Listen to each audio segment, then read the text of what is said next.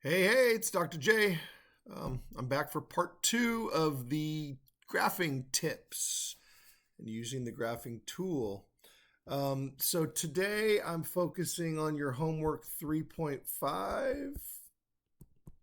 I'm only going to do the graphing problems, so we'll start with number 5. It's the first graphing problem.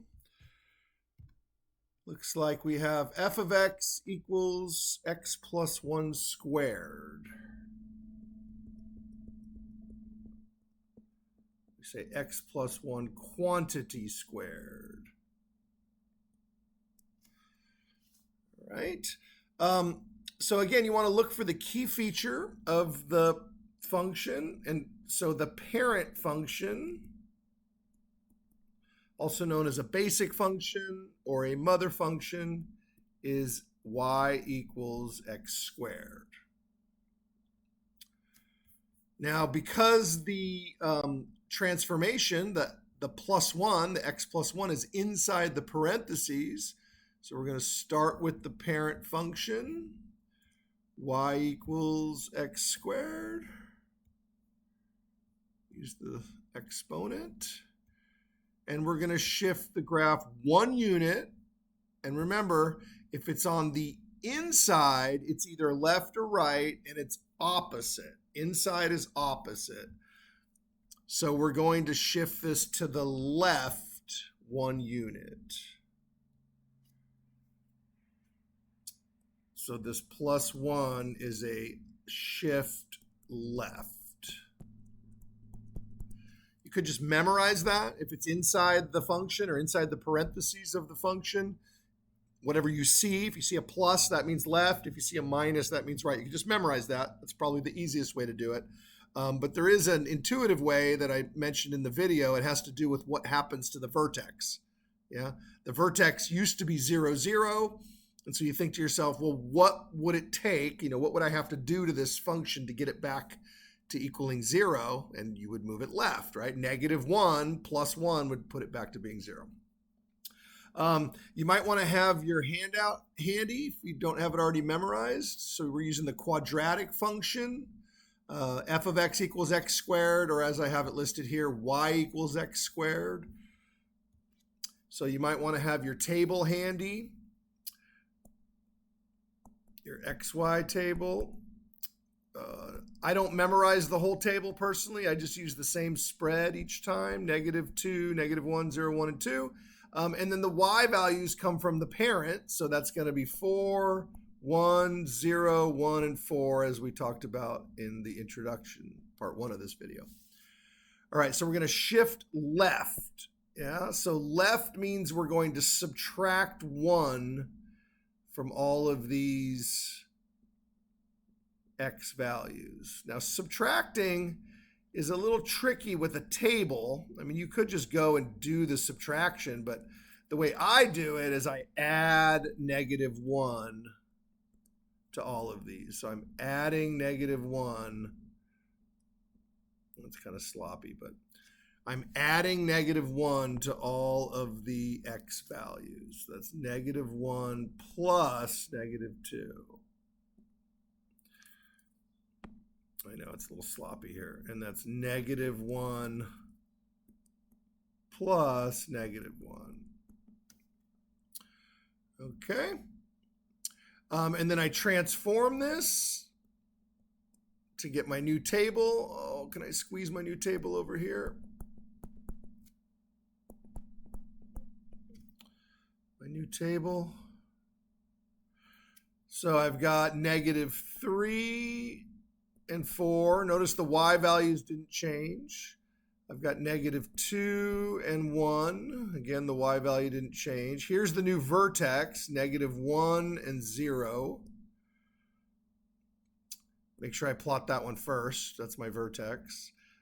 0 and 1, and then 1 and 4. So here's my new table transformed. Just like in part 1 of this video, you always want to plot the critical point first. So that's going to be -1, 0. That's your new vertex. And then pick any additional point. So what do I have? I got my shape. It's a parabola. It's a quadratic shape. My vertex is at -1 and 0. And then I'm going to do one additional point. What did I pick? -3 and 4. Again, once you've plotted the vertex, you can choose one of the other points to your liking. And there you go. Question number 6. This time, the parent function, look for the key function operation, which in this case is a square root. So we're going to start with y equals the square root of x. Again, now with square root functions, you typically don't see parentheses. So with square root functions, the parentheses are implied. So you have y equals the square root of x is the parent function, and so it has a set of implied parentheses, which we often do not write. Implied parentheses. So what does this one say? This one says x, it's inside the parentheses, x plus 2. X plus 2. All right. So again, that's going to be left. We're going to shift left 2 units. X plus 2. You might have your function handy. Sorry, I went the wrong way. Here we go. Here's your handy dandy mother function table. So this is the square root function. This is the shape, and there's your table. I'll probably just use the first 3 rows here because the graphing plane is very small. It only goes to 5 and to -5. So I'm only going to use the first 3 rows of the mother function.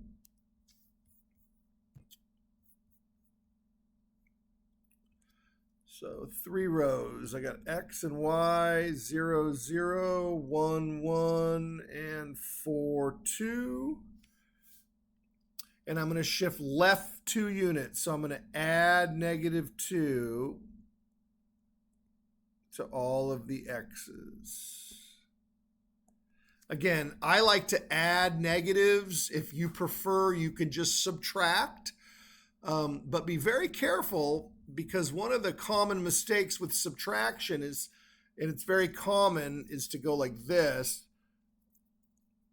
Maybe I'll show you what a bad mistake would be. Don't do this.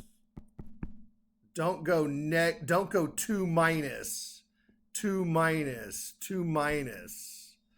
Sometimes when people see me do this, on my videos or even in class when I'm doing this on the whiteboard, I just go -2, -2, -2, and then the brain kind of reverses that when you're writing it down or when you're doing it yourself.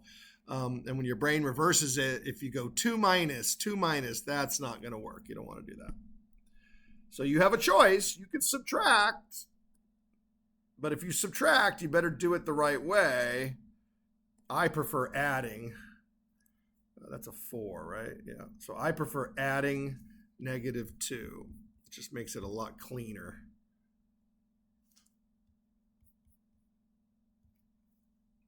-2 plus, -2 plus, -2 plus. And then I transform it into my new table. Here's my new table. So I've got -2 for x, and then the y is still 0. I've got -1 for x, and the y is still 1. I've got 2 for x, and the y is 2. Again, my terminal point, it's not a vertex, it's called the terminus. Terminus, or the terminal point. Plot that plus, again, 1 additional point. I'm going to go with the last one, 2, 2. So my terminal point was -2 and 0. And then my additional point was, see what I did? I picked the wrong shape. Yeah, so I got to clear that out. Use the right shape, which is the square root, -2, 0, excuse me. That's your terminus. and then 2 comma 2 was my additional point. I almost forgot to answer this. We're shifting it 2 units to the left.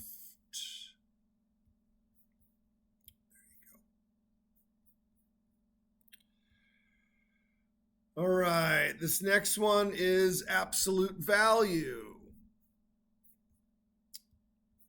This is the last of the warm-up problems, and then we'll do some more sophisticated ones. So we have the parent, y equals the square root of x. All right, the function that was given, they called it h of x, square root of x plus 1. All right, so this is outside. Right? Outside is either up or down. It's outside of the function operation, or you can consider that like parentheses. Absolute value bars, I mean, they're not the same as parentheses, but in terms of the process, they follow the same order of operations as parentheses, so that you can consider them like parentheses, because that's outside the parentheses. It's not opposite. Outside is what we call literal or exact, so that's going to be up 1 unit. All right, we have our parent chart here. Again, I only memorize the x's. I don't bother with the y's. Remember, the y's come from the parent function.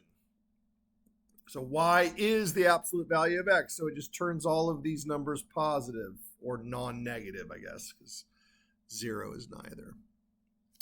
Now we're going up 1 unit, and so up and down go on the y column. Left and right would go over on the x column. So we're going up 1 unit, adding 1 to all of these. Transformed into my new function. I could call this y, but you can also call it h of x because it has a name. Yeah, call it by name. The x's are not going to change. X's have not been transformed, but the y's have all gone up 1 unit. Okay. Again, make sure you plot the vertex first, and then 1 additional point, whatever point you like. How about -2, 3? So we'll go through this. Y equals the absolute value of x. That's your parent function. Shift the graph 1 unit up. Choose your shape. Plot your vertex. And then 1 additional point. What did I pick? -2 and 3. There we go. That's the one I picked. You could pick any other point, as I say. All right, those first 3 are just kind of warm-ups to get the idea of left, right, up, and down. You could try different versions of them. For example, you could try number 6. If you refreshed it or tried it again, it might change it to being up or down instead of left. This one was left. All right. I think we ended up, what did we end up getting? It's just the luck of the draw. We got 2 lefts and an up. So I recommend trying different versions of it, or you could just wait and see. I'm skipping all of these questions because they're just kind of vocabulary questions. There's no graphing here. It's just to learn the terminology, and we'll pick up with number 19. Now this one's a little tougher, all right? Now that we got the basic idea, we can do some more of these complicated ones. So we have 4 times the square root x plus 6 minus 5. Well, let's just answer a couple things now. The name of the mother function or the parent function is the square root. We can see that immediately. See, this function has a square root as a parent. Let's not worry about the domain and range right now. All right. It is possible to answer them first, but it's just easier if you draw the graph and then look at the graph, and presuming that we've done the graph correctly, the domain and range should be apparent. Apparent from the graph. I know, dad jokes, terrible. All right, so what are we on? We're on number 19.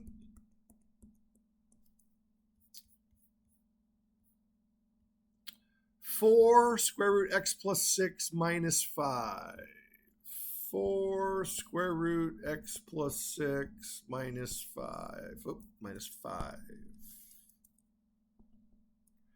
Now, they might call it f of x or g of x or h of x or some other name. This one's called f of x, but notice what I do. I immediately get rid of the f and just call it y. All right, so this is f.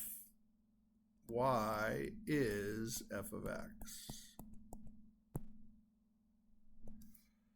All right, keep that in mind. All right, so we're going to find our parent function. Now let's be a little bit strategic about this, all right? We only need 2 points, right? So why don't we just do 2 points? Let's do the terminus or the terminal point 0, 0, and let's do, I don't know, how about 1, 1? Might as well. I mean, if we only have to do 2 points, we only have to do 2 points, right? All right, so we're going to go left 6. So over here, we're going to add negative 6 to the x's. Yeah, so left. Remember, the opposite of positive 6 is negative 6. All right. Now, this is important. With the vertical values, you must do the scalar first. So a scalar, this is going to stretch vertically by a factor of 4. That means you're going to multiply the y values by 4. That's why the language is so important. Factor. Factor means multiplied. Yeah? 4. Well, 4 means 4. Vertically means you're doing it on the y column. It's a vertical stretch. All right. And then finally, we got this minus 5. This is going to be a shift. Remember, if it's outside, it's exactly what it looks like. So negative is down 5 units. So we're going to subtract 5 from all of these y's. All right, it's going to give us our new table.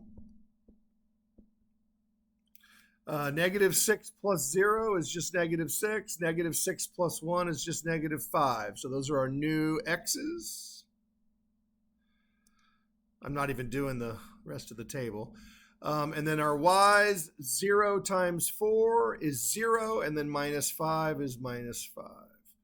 1 times 4 is 4. 4 minus 5 is negative 1.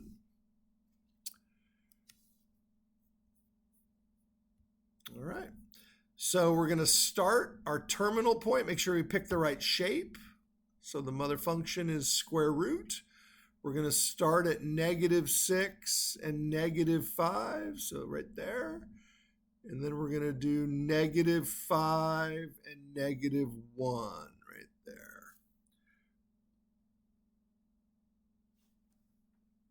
Okay, and then the domain and range is obtained by reading the graph. So this is a solid dot at negative 6.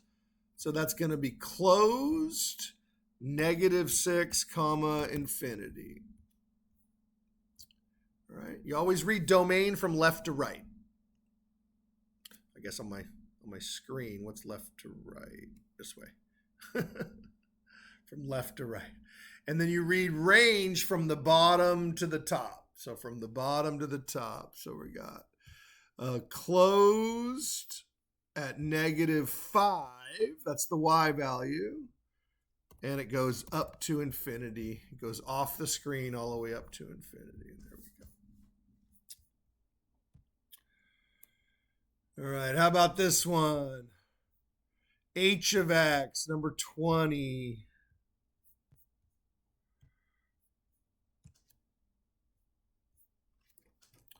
Number 20, so we have h of x is 1/2 times the quantity squared. What was it? X plus 2 and then minus 6. X plus 2 minus 6. So again, look at your parent function. This one's very common. You'll have this one memorized, of course. Oops. That's 2 comma 4. So 2 squared is 4, and then 1 squared, 0 squared, negative 1 squared, and negative 2 squared. Okay, so we have another plus on the inside, positive 2 on the inside. So that's going to be left 2 units. So I'm adding negative 2 to all of these. Now, if I wanted to be lazy, I would just do the vertex. So I maybe could skip some of these. Make sure you do the vertex and then pick one other point. All right. If you have trouble remembering which operations go on the X column and which ones go on the right column, it's actually pretty easy to memorize. Only the left and right transformations go on the X column. Every other transformation that we learned about always goes on the Y column. So this is going to be a scalar. The 1/2 is a scalar. I know that's hard to see. There we go. So the 1/2 is a scalar. It's going to shrink or compress by a factor of 1/2.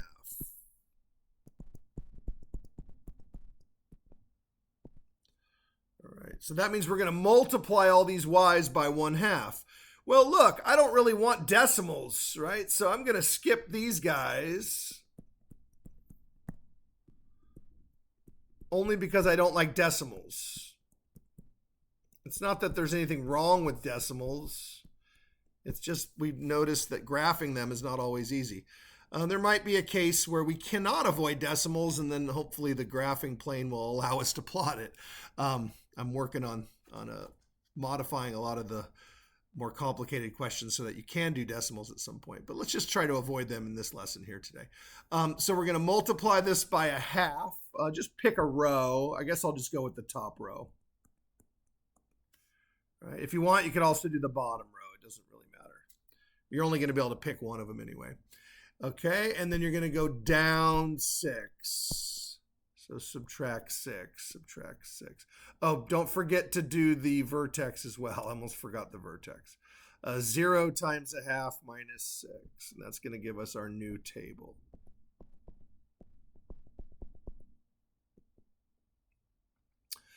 So what did I do?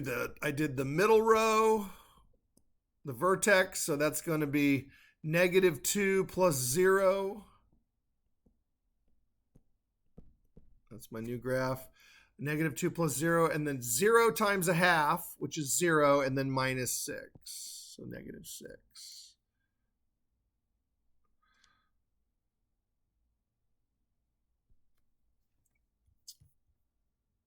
Oh, almost lost my screen there. All right.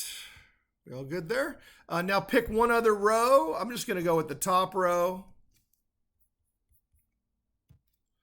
Go with the top row here. So I got -2 plus -2. That's -4. Again, that's very important that I'm adding 2 negatives. It's one of the reasons why I refer to it that way. Okay, and then I got 4 times 1/2. 4 times 1/2 is 2. And then 2 minus 6 is -4. Well, that's neat. I like when that happens. So my points are -2, -6. That's my vertex. And then my one additional point is -4, -4. Pick the right shape. My vertex is -2, -6. And my additional point was -4, -4 right there. You might want to make just a quick observation here. If I would have done the bottom row,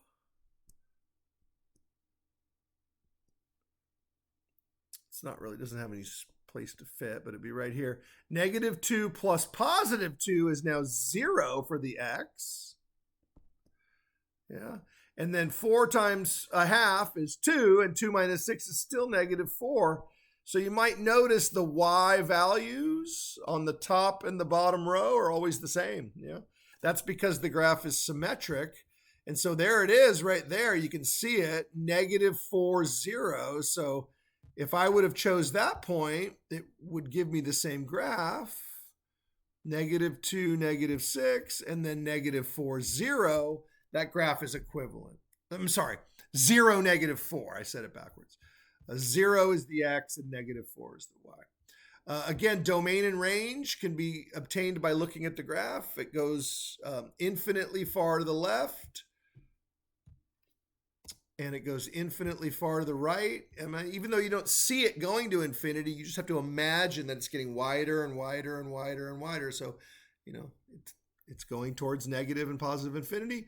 Now, the range, on the other hand, has a closed dot at negative 6. Look at the y value there, negative 6. So negative 6, and it has no ceiling. It goes up forever and ever and ever. There's no maximum value, so that was your domain and range.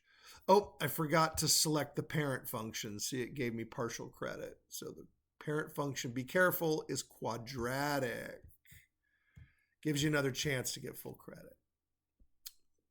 I think you get 3 chances, and then it changes the question on you. Okay. Moving right along. Number 21. They're calling this function q of x. 1/2 x cubed. What was that? Plus 3. Plus 3. So again, the parent is x cubed. Yeah, that's the key operation there is cubed. Again, we have a 1/2. So let's make our table xy. Now this is a cubic, so you can use the same x's, but don't use the same y's we did last time. The y values are based on the parent function, so these are being cubed.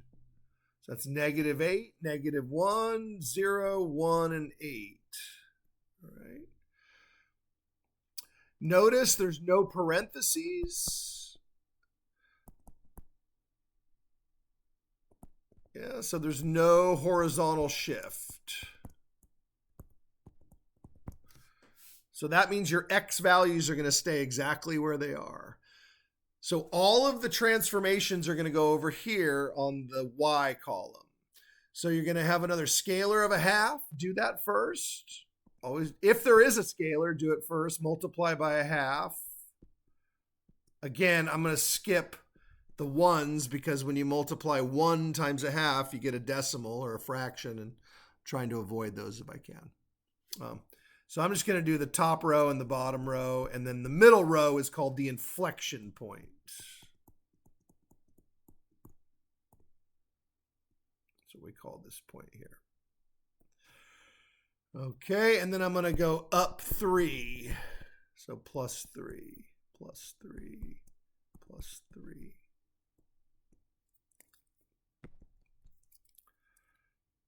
Okay. Now there is no horizontal shift, so the x values are going to stay the same. So in my new table, my x's, I'm just going to do the top row, the middle row, and the bottom row. And I'm going to omit these 2 rows. Let's see, like that. All right, so I got negative 8 times 1/2. So that's negative 4, and then plus 3 is negative 1. I've got 0 times 1/2. That's 0, and then plus 3 is 3. That's a terrible 3. All right, that's my inflection point, 0, 3. And then I've got 8 times 1/2 is 4, and 4 plus 3 is 7. All right, this is a cubic, so it doesn't have the same type of symmetry. It has what's called an odd symmetry. And so the top row and the bottom row will not be the same values. So let's go through this. I'm going to go with the inflection point and the bottom row 2, 7. Again, you just pick. It's up to you. So I'm going back to my graphing board here, picking the shape. Now be careful, the cube root is new. We'll be doing that in a minute. The cube root function looks very similar, but we're doing the cubic.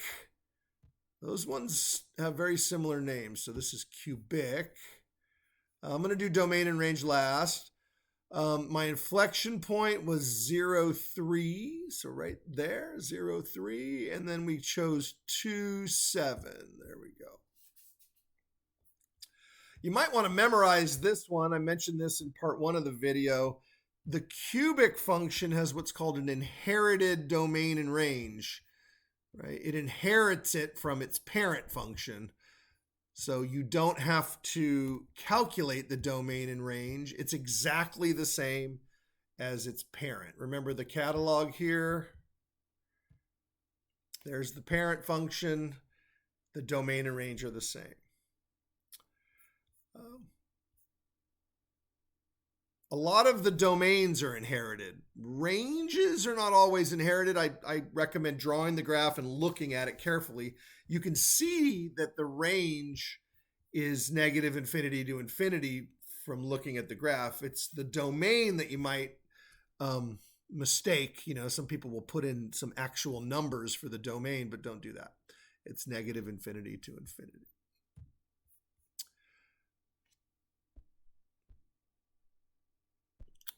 Here's another cubic function. How many do we have? We have quite a few of these. I don't want to make this video any longer, but let me go ahead and do another cubic. What the heck? Because this one has a horizontal shift.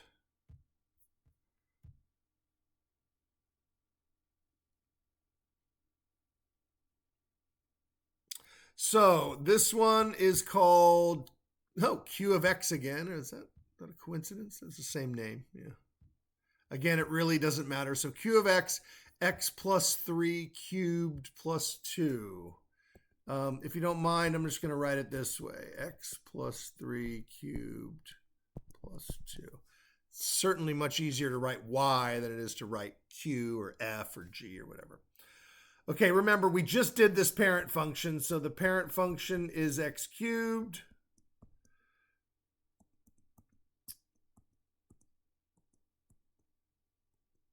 And again, even though I don't need all of these rows, it's always better to have all 5 rows and then use the ones that you like better. So there is no scalar. Yeah, there's also no reflector. So no scalar. That means there's going to be no multiplications. Scalars and reflectors are just negative scalars that flips it upside down. Those are always multiplicative. They multiply. So if there is no scalar, there's also no reflector. Everything is going to be either adding or subtracting. Okay, again, we have a horizontal shift left. So that's going to go over here on our chart. And then we have a shift up. And that's going to go over here. So we're going to add negative 3 to all of the x's. And you know what? If I want to be lazy, I could just do the middle row and then maybe the bottom row or something. It doesn't really matter. It's your choice. It does matter that you do the middle row. That's the inflection point. And then we're going to go up to. So I'm just doing a 2-point table here. So I've got negative 3 and 2. And then I've got negative 1 and 10. Yeah, those are the 2 that I chose. This one is the inflection.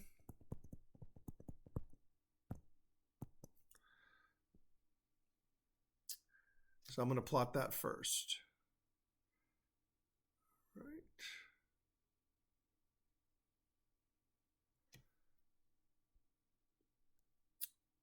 Negative 3 plus 2 is negative 1. Just double checking my points. And 8 plus 2 is 10.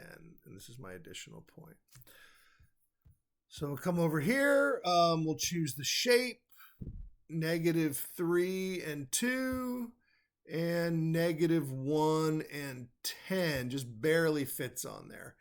If for some reason you get a row that is outside the bounds, that's where the term out of bounds comes from. It's outside the boundaries of the graph, then just choose another point that's within bounds. These are all pretty easy to answer. The same as the last one. The mother function is the cubic. The domain is negative infinity to infinity. Again, it's an inherited domain. I like to think it inherited it from its mother. Thanks, Mom. The range is also inherited, but you can see it in the graph. Look, I mean, you don't have to memorize that. Look at the graph. It goes down to negative infinity. It goes up to positive infinity. So it's clearly everything. All right, so that was a couple examples of cubics. This is a rational function, also known as a reciprocal. Reciprocal, rational, it comes from the word ratio. So we have the reciprocal function.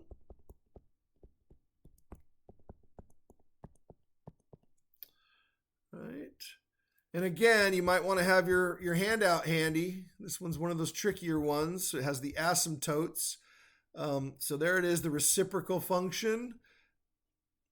And you don't quite see the asymptotes, but they're sort of dotted lines down the center on the axes. And then, so here's your chart, your table of values you're going to start with. So we have negative, what do they call it? F? And they call it H. I like that H. So H is a negative, and then a 1 over X minus 4 and then plus 3. X minus 4 and then plus 3. All right, so we finally get a reflector. All right, that's a negative. It's going to reflect about the x-axis. In other words, it's going to flip the graph upside down. Now, it's interesting. We say that it reflects around the x-axis. Can't really see that, it's off the screen. We say reflect about the x-axis, but watch what we do with the table. All right, you got to be kind of careful here. Now remember, I only need 2 points.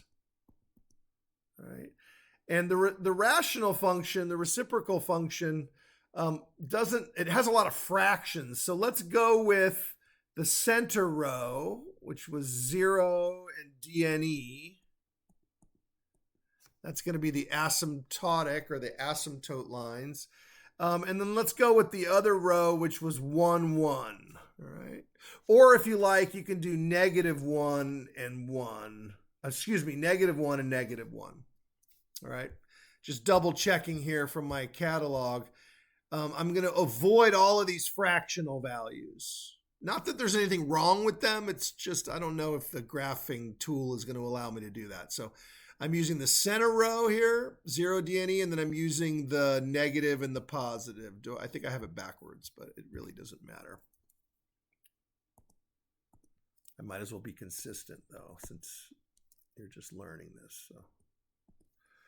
All right. So reflect around the x-axis. But here's the thing. You multiply the y's.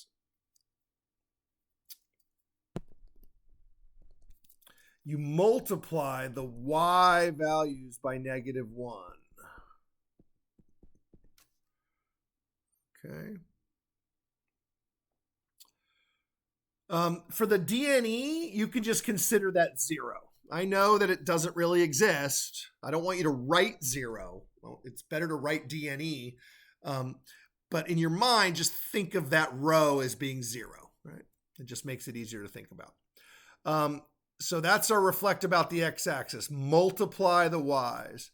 Then we're going to shift right 4 units. So over here, we're going to add 4 to all of the x's. All right, that comes over here, shifting right. And then finally, do your up and down last. Up 3 units.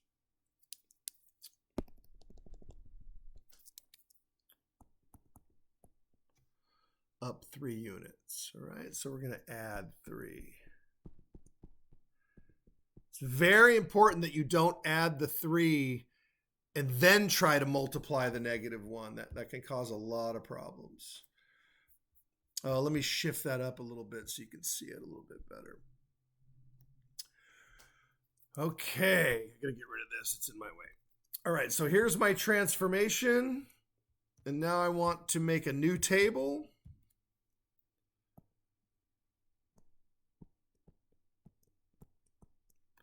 Here's my new table, x and h of x, or it's really just a fancy way of saying y. I'm only doing 3 rows. So I got 4 plus -1, that's 3 for x. I got 4 plus 0, that's 4, and 4 plus 1 is 5. Look at that, nice pattern. That's very common with these types of functions. You might want to notice some of these patterns. They're not like super important to getting the right answer. They're just there to kind of make you feel like, wow, if I have that pattern, maybe I did it right. And if you get numbers that are just all over the place, perhaps there was a mistake. Not every function has a nice, neat pattern like this, but you might notice some of them that do. It's a good thing to pay attention to. All right, so let's go through the y values. -1 times -1, that's 1, right? And then plus 3 is 4. Again, think of the DNE like 0. So 0 times -1 is 0, and then plus 3 is 3. Now remember, these are asymptotes.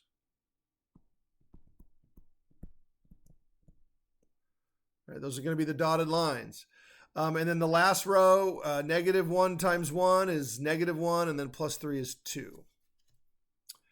All right, so pick the asymptotes plus 1 additional point. All right, you have 2 choices. I could have done 5, 2, or I could have done 3, 4. I chose 5, 2.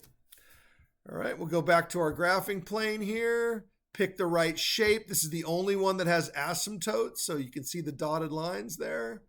Put your first dot at 4, 3. All right. That creates both the vertical and the horizontal asymptote. And then pick 1 additional point, 5, 2. Right there, 5, 2. Or I could have gone over here and done 3, 4. It really doesn't matter. It's going to be correct either way. There it is. And then now remember domain and range now. These are not inherited. All right. So if you look at the mother function, look at the domain. All right. The format is sort of inherited. It has the same basic format, but it's not going to have a 0 in it. It's going to have whatever values are in the asymptotes. Right. So the domain is from -infinity. Now look at the x value of the asymptote. The x value is 4. So -3 to 4, union, and then 4 again. It's always the matching value to positive infinity. One thing you can do is you can do a copy paste and then just change the y value. So what's the y value? The y value is 3. See the y asymptote, the horizontal asymptote was 3, so change that to 3. It basically is like an infinite number of holes. Like back from chapter 2 when we graphed the open circles, also known as holes, or open endpoints. That's essentially what it is. It's an open endpoint line. It's made out of an infinite series of open holes. And so it looks like a dotted line. And there you go. That's the reciprocal function, also known as a rational function. Rational reciprocal. I'll stick with the word reciprocal because that's what I put in the assignment. So I'm going to go ahead and skip 24. 24, just in the interest of time. This video is supposed to be short. In the interest of time, we'll skip 24. 24 is very much like 23. The only difference, if you look at this version of 24, it doesn't have the reflector. So you would skip this step of multiplying by -1. I got to leave something for you to do. And I think we'll do a square root and a cube root, and that should wrap it up. Okay, so this is a square root function. So the parent is square root. Let's wait for the domain and range. And let's do the transformations. So we have x plus 3 and then -2. So square root x plus 3 and then -2. And notice the -2 is outside the parentheses. All right, so our parent function is y equals square root of x. I feel like we just did one of these. 0, 0, and just pick another point. It doesn't really matter. How about 4, 2? All right. I don't need to use the whole table. All right, I need to use the critical point, which is the terminal point, 0, 0, and then one additional point. So I just chose 4, 2. You could, if you really want to be lazy, you could do 1, 1. But I like 4, 2. Okay, so the -3 is a left shift. So -3, subtracting 3, or adding -3. And then a downshift. So this is left and down. Subtract 2, subtract 2. Or you could add -2. Means the same thing. Transform, you're going to get a new table. So that'll be -3 and -2. That's your new terminal point. And then you have your additional point, which is -3 plus 4 is 1, and 2 minus 2 is 0. That's it. Pretty quick, huh? I could have done all 5 rows, but then I would be like, well, I don't need all 5 rows. If we were using an actual piece of paper, you might want all 5 rows. It might get there someday. Or we're drawing these on paper, but for now we're doing this all online. -3, -2.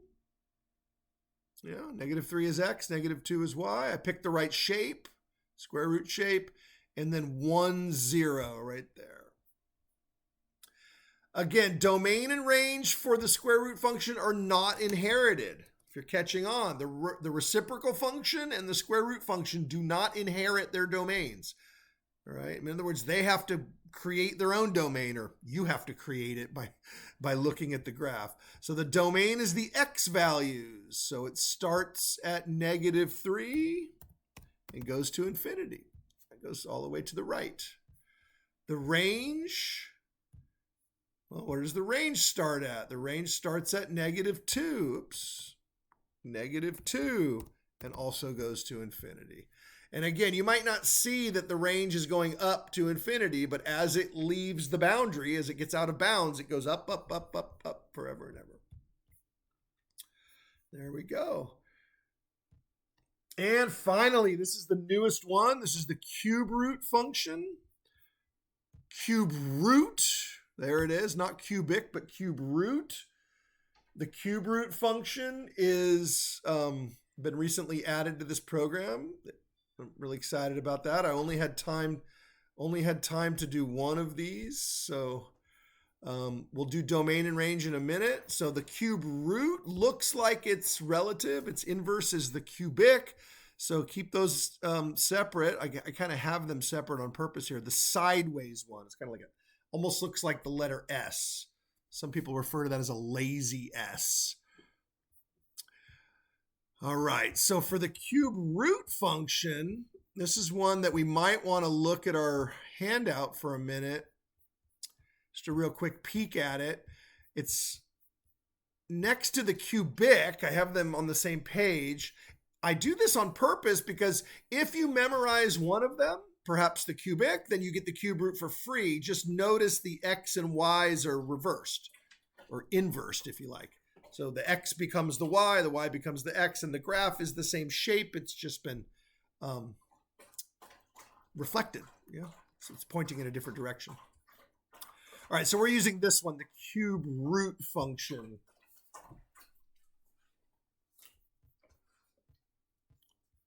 The cube root function.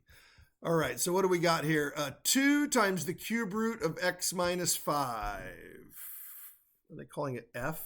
And they're calling it h again. So h of x. 2 times the cube root of x minus 5. You have to be careful with cube root functions because it has this little 3 here called the index. You don't actually do anything with the index. The index is just there to indicate, that's again why it's called an index, it indicates that it's not a square root, right? If you don't see an index, then it means it's a square root. There's an index of 3, that's a cube root.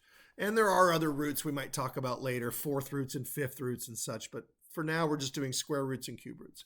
Then we have a scalar that's not an index because it's a large number. We try to make the font a different size, although it's not always as nice as we'd like. It's getting better.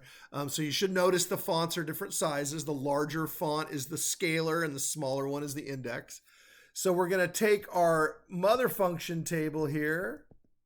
Now remember, it's cube root mother function, not cubic. So we do need to be careful here.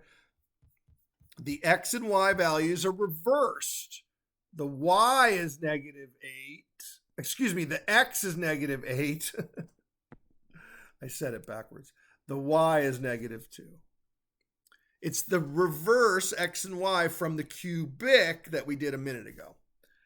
And then let's just do one additional point. So we're going to skip the next row. Let's go to 0, 0.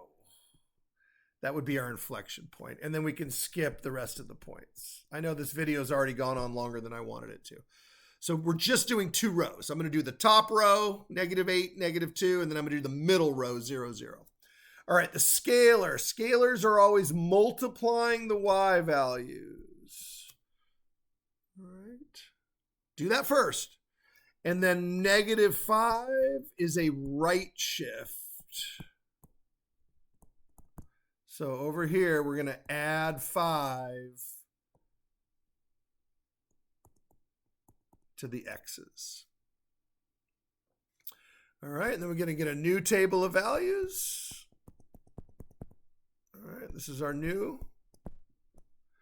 And again, I'm only doing 2 rows, so I don't need all this extra stuff down here.